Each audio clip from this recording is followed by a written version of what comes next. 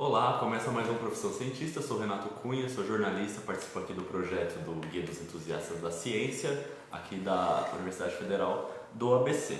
E hoje a gente vai conversar com a professora Renata de Paula Orofino, minha xará, que é formada em Ciências Biológicas, é bacharel e licenciatura? Isso. Pela USP, é mestre em Ensino de Ciências também pela USP e doutora em Ecologia pela USP. Professora, quero te agradecer por ter aceitado participar aqui. E eu queria começar perguntando sobre o seu interesse por ciência. Veio de algum lugar? De onde surgiu? Lá no início? Lá. Não tenho a menor ideia, só fazer essa pergunta. Eu demorei muito tempo para definir que carreira eu ia seguir. Então, eu me lembro ao longo da minha vida escolar de oscilar entre ser bombeira, arquiteta, até um dia que eu vi o Jacques Cousteau com as baleias e eu falei, baleias, e quero fazer biologia. Mas eu tinha uma ideia muito fantasiosa sobre o que era a profissão biologia, eu não tinha muita consciência do que é a ciência em si. Então, essa paixão pela ciência, ela estava meio escondida, assim, acho que ao longo da minha vida inteira. E conforme eu fui tendo contato com esse tipo de raciocínio, né, usar evidência para fazer afirmação, eu fui achando isso interessante como forma de construção de conhecimento e como forma de vida também. E aí acaba que as coisas foram ficando coerentes e aí fez sentido. Então, eu acho que a hora que isso tomei consciência disso, assim, foi já adulta durante a graduação já. Ah, sim. Chegou pra gente uma pergunta aqui pelo Face do Danilo Brito. Ele está iniciando, né, a graduação em Ecologia, ele disse, e ele ainda tem algumas dúvidas relacionadas ao curso e também à profissão. E aí ele pergunta, o que te motivou a fazer doutorado em Ecologia e hoje o que você pensa sobre a carreira do ecólogo em geral, assim, como que está isso, né? Legal. A resposta dessa pergunta tem vários níveis, né? Assim, a gente precisa entender como que é a estrutura das universidades para entender o que é um doutorado em ecologia. Então, quando a gente pensa um doutorado em ecologia, significa que eu fiz uma pós-graduação em um programa de ecologia. Dentro de um programa de pós-graduação em ecologia, você tem várias linhas de pesquisa. A minha linha de pesquisa tem muito pouco a ver com a ecologia. E ainda assim, eu estou dentro desse programa porque a professora que me orientou no doutorado está credenciada nesse programa. Então, muito da característica da nossa formação tem a ver com a estrutura da universidade que a gente escolhe fazer a pós-graduação, né?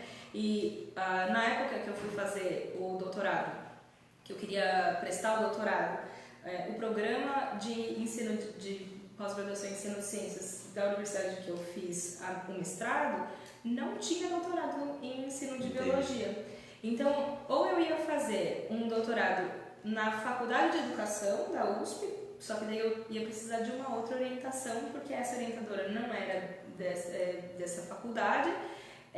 Existe uma relação muito fina entre quem é o orientador e qual é a linha de pesquisa que essa pessoa faz, porque a gente é avaliado pela coerência da nossa linha de pesquisa ao longo da nossa vida. Então, eu cheguei num lugar que eu falei, eu quero muito trabalhar com essa pessoa, ela está credenciada nesse programa em ecologia, ela tem essa possibilidade de se credenciar nesse programa em ecologia, e eles abriram essa linha de pesquisa que era ensino de ecologia. E aí eu comecei a fazer. Então, eu não sou... Quando a gente pensa num doutor em ecologia, tem vários doutores em ecologia, não tem só um. E eles não são todos uma grande coisa. A gente é muito especializado ao longo da nossa formação, a gente vai olhando para cada vez mais, com mais profundidade num assunto muito pequenininho. Então, dentro do doutorado em ecologia ou dentro da graduação em ecologia, você vai ter gente que trabalha com interação entre seres vivos ou com macroevolução. E aí, assim, varia muito. Então, o que eu acho que responde mais perto disso é que a biologia como formação acadêmica, ela fez muito sentido. A história da vida na Terra, ela é muito legal. E a biologia conta uma parte muito legal dessa história, né? A física e a química também contam da história do nosso planeta, mas assim, biologia é muito mais legal. entender da onde a gente veio, entender as nossas relações, as relações de ancestralidade entre as espécies, entender como isso influencia o meio ambiente, como a gente enquanto espécie influencia o meio ambiente, é muito empolgante, assim. Então eu acho que você consegue dar a cara que você quer dar para a sua graduação e para a sua pós-graduação, você vai conseguindo, porque no fundo é você que faz a sua graduação, não é o curso. Você tem uma biblioteca inteira disponível para escolher o livro que você quer ler, você vai construindo o que depois, se você for seguir carreira acadêmica, vai ser sua linha de pesquisa. Então você dá a cara que você quer para a graduação que você escolheu, assim. Então é uma formação muito legal, muito interessante e múltipla. Então, eu conheço hoje pessoas da matemática que trabalham com biomatemática. Então, esse cara fez matemática, que eu olhei, quando eu estava no ensino médio, eu olhei para matemática e falava, nem a pau que eu vou fazer isso.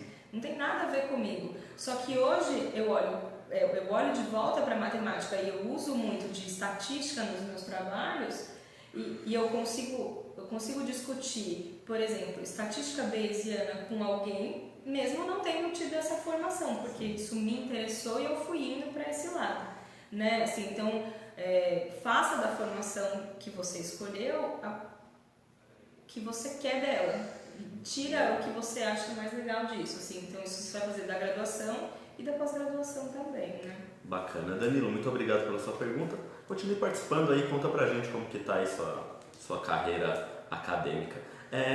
Você falou que você faz pesquisas na área de ensino. Sempre foi assim? Quando você entrou no curso de biologia, você fez alguma pesquisa na área, como a gente costuma chamar, mais dura da biologia? E de onde surgiu esse interesse por ensino também? Dentro da biologia, de onde surgiu esse interesse? É bem legal, eu gosto muito da minha trajetória de amadurecimento profissional, assim, que eu acho ela divertida. Quando eu entrei na faculdade, com 19 para 20 anos, né? Fiz 2 anos de cursinho e entrei. Eu era muito antissocial, eu era muito difícil de lidar e eu falava que eu odiava pessoas. Então, que era por isso que eu estava fazendo biologia, porque bichos eram mais fáceis de lidar. E hoje eu trabalho com pesquisa em educação, eu dou aula, assim, eu estou perto de pessoas o tempo inteiro e eu gosto muito disso, assim. Então, quando eu entrei, eu tinha essa ideia de trabalhar com bichos, nunca me interessei muito com plantas. Então, só que eu não sabia o que estudar, então eu olhava para o modelo de estudo, falava, bichos são legais. O que estudar dos bichos, não sei, vou estudar anatomia, mas aí a anatomia está muito dentro da taxonomia sistemática da biologia. Acho isso meio chato, classificação, ficar descrevendo espécies, falei, putz, acho que não é isso que eu quero fazer. E aí eu fui entrando na parte mais próxima da ecologia. Eu trabalhei no Instituto Butantan do meu primeiro ano até o meu último ano da graduação. E eu fiz um trabalho de iniciação científica com história alimentar e reprodutiva de uma espécie de serpentes. Então, basicamente, descobri o que os bichos comiam. A gente tinha uma coleção enorme no Instituto Butantan que foi queimada faz algum tempo, esqueci a data, mas eu trabalhei antes disso. Hoje a gente ainda tem uma coleção enorme, mas enfim, infelizmente perdemos um monte. Os bichos estão preservados em álcool, você abre os bichos e fala, tem uma escama, tem um pelo, tem uma casquinha de besouro. Você consegue identificar o que aquele bicho comia. Essas informações foram usadas pontualmente no meu trabalho para descrever o hábito alimentar e reprodutivo da espécie. E aí o reprodutivo você abre o bicho, tem testículo, o testículo está cheio de esperma, não está. Que mês ele foi coletado? Ele foi coletado no mês de dezembro. A fêmea a mesma coisa. Está com ovo? Não está com ovo. E aí você vê se tem algum padrão sazonal na produção de ovos, na produção de gametas de machos e fêmeas. Diferença de tamanho de macho e fêmea também são informações interessantes. Essas informações pontualmente são legais, mas elas servem para a gente classificar as espécies. Parte do comportamento das espécies informa a gente sobre como elas estão organizadas também. Não é a principal fonte, mas é uma das informações. Então, o meu trabalho acaba que ajuda o trabalho de várias outras pessoas. Esse foi o trabalho que eu fiz na iniciação científica no meu primeiro ano no Butantan.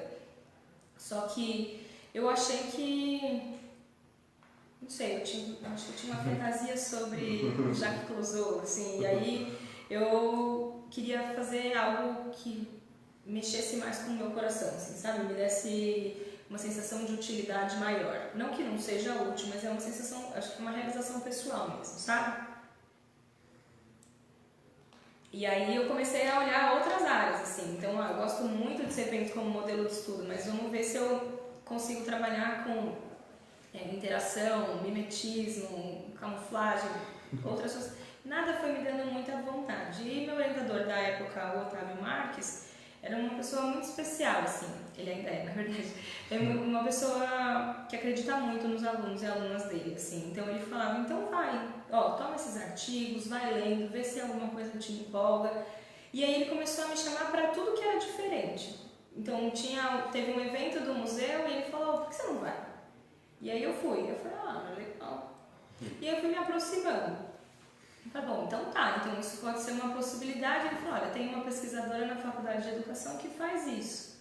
Cheguei lá e ela falou, faço isso, mas não faço com serpentes. E aí é uma hora que você começa a ter que escolher. Sim. Só que eu comecei a achar muito legal essa ideia de entender como é que a gente aprende, como é que a gente interage para aprender, quais as características do conhecimento que ajudam a gente a entender o conceito, enfim, coisas desse tipo. E aí eu comecei a falar, bom, acho que vale mais a pena trabalhar com educação do que com serpentes. Beleza. Então, aí eu comecei a perceber que eu tinha uma ideia muito mais do campo teórico, uma maturidade sobre o campo teórico, porque quando eu trabalhava no Instituto Butantan eu tinha uma paixão pelo modelo de estudo, mas isso não era suficiente para eu fazer carreira em cima disso, assim.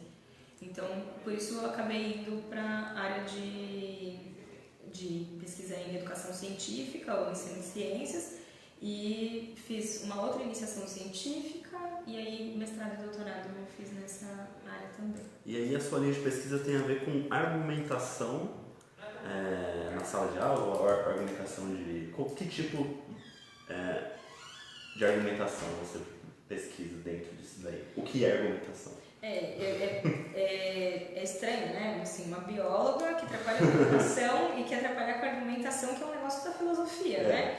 Então, a filosofia, ela tem uma área que é a lógica que, desde muito tempo, já discute do que é constituído um argumento, de como a gente avalia argumentos e por aí vai. Aqui na UFABC, por exemplo, a gente tem vários docentes que são da filosofia e trabalham com diferentes questões relacionadas à argumentação.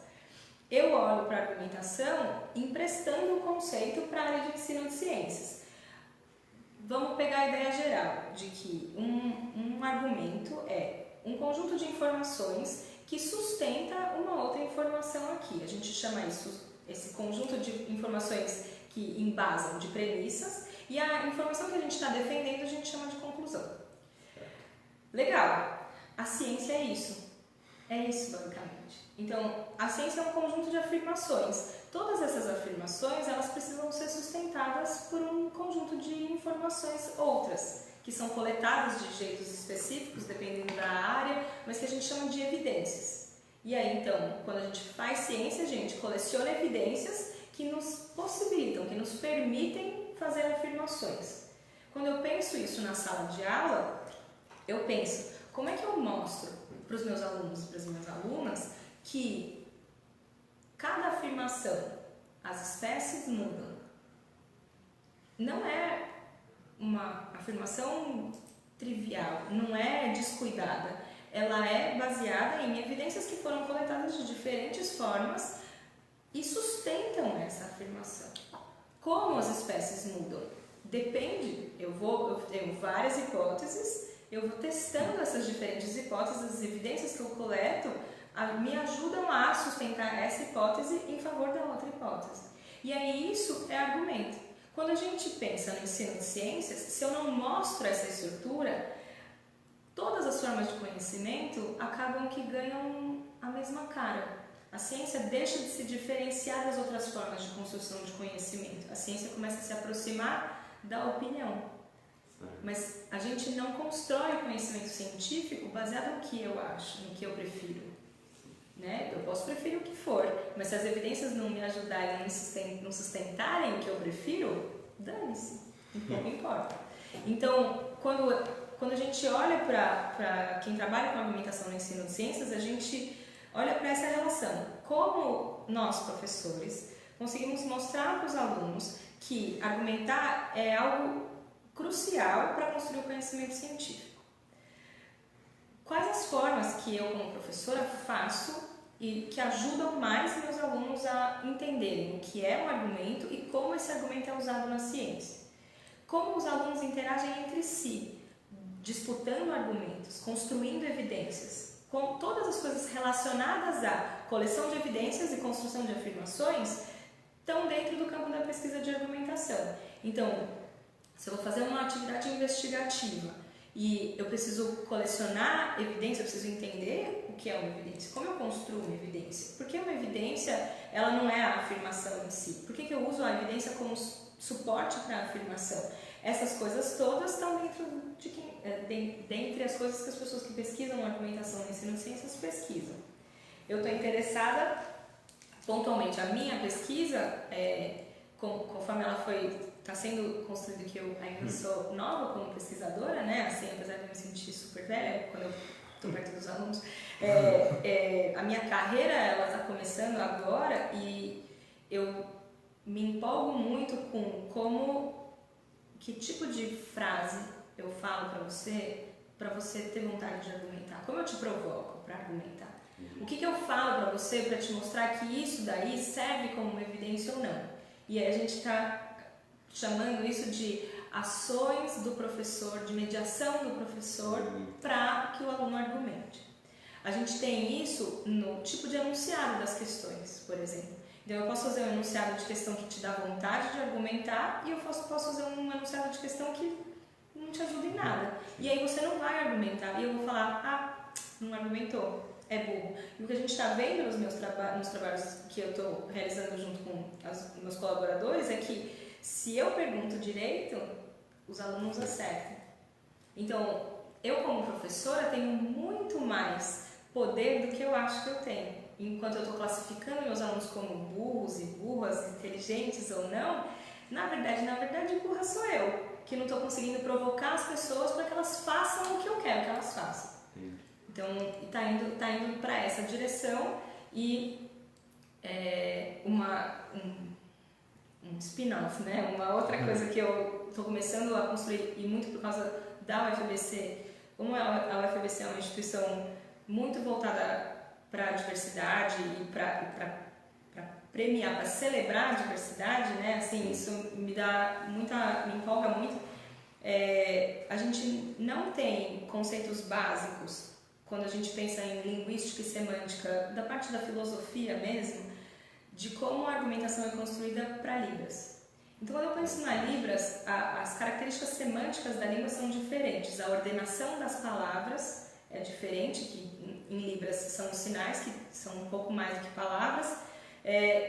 Eu não tenho conjunções, então eu não tenho dicas básicas do que é uma conclusão e do que é uma premissa.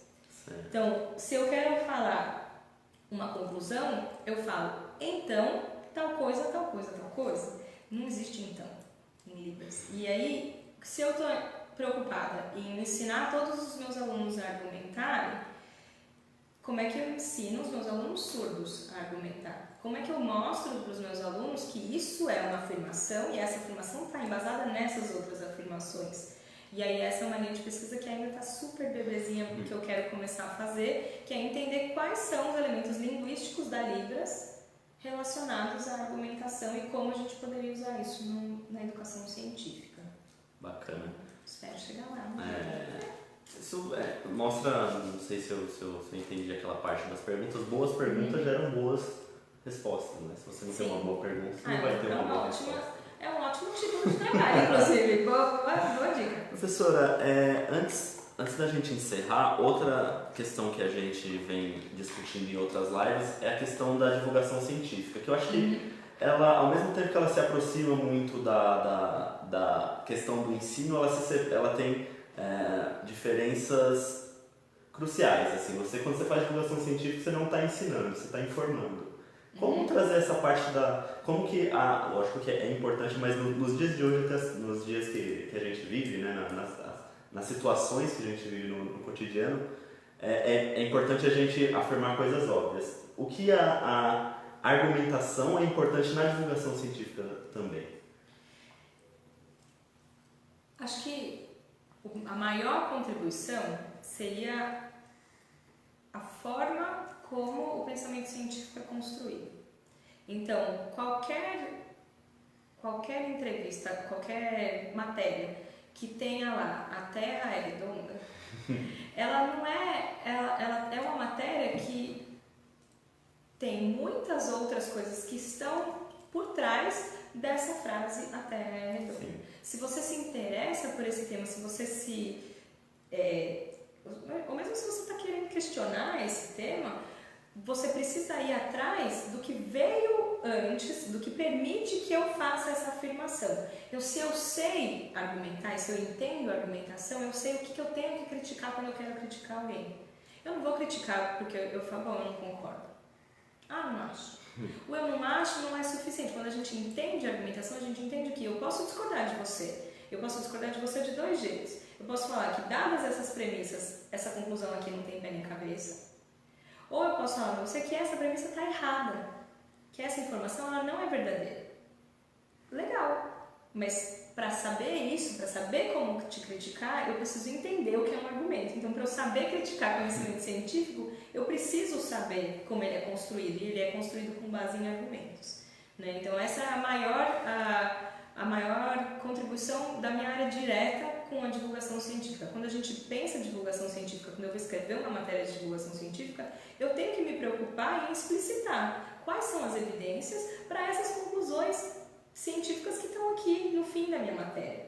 Se eu não fizer isso, dá a sensação para o leitor e para a leitora que tudo vale, que tudo é opinião. E eu, enquanto leitora, eu olho para as matérias e eu penso, cadê as evidências? Legal! Nossa, formação da Lua, formação da Terra, formação do Sistema Solar. Quais são as evidências? Porque tem muitas que sustentam a ideia de que a gente era uma nuvem de poeira em algum momento de bilhões de anos atrás. Né? Então, quando a gente fornece divulgação e quando a gente consome divulgação, a gente precisa saber como a ciência é construída para conseguir julgar essa informação e passar ela bem. Né? Assim, acho que essa é a maior relação que eu consigo ver. Pra gente encerrar, então, eu sempre costumo fazer uma pergunta, aquela pergunta clichê, o que é ciência? Mas você já respondeu um pouquinho isso no meio de uma das perguntas. Então, a minha pergunta surpresa hoje, eu queria perguntar para você onde você acha que a ciência vai chegar?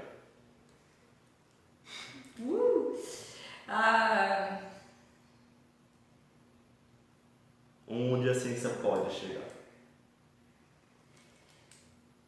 Filosoficamente falando? Filosoficamente falando. Eu acho que essa não é uma... Acho que essa não é uma preocupação, assim, porque a ciência, essa progressão, onde a gente vai chegar, tem como pressupostos, né, que existe um caminho a ser percorrido e a gente não sabe se tem esse caminho. A gente já construiu coisa pra caramba, assim. A ciência, enquanto forma de construção de conhecimento, aumentou o conhecimento que a gente tem sobre os fenômenos naturais de forma exponencial. Né? Então, se você for pensar que as maiores descobertas científicas aconteceram nos últimos 2 séculos, que nos últimos 50, 60 anos, a gente tem tecnologia e capacidade de investigação assim, que cresceram exponencialmente, assim, em escala absurda. Assim. A gente foi para o espaço na década de 60. Dali para frente, a quantidade de coisa que a gente fez, e a gente está chegando em engenharia genética, assim, isso mostra que a gente tem um potencial de aprender muita coisa ainda.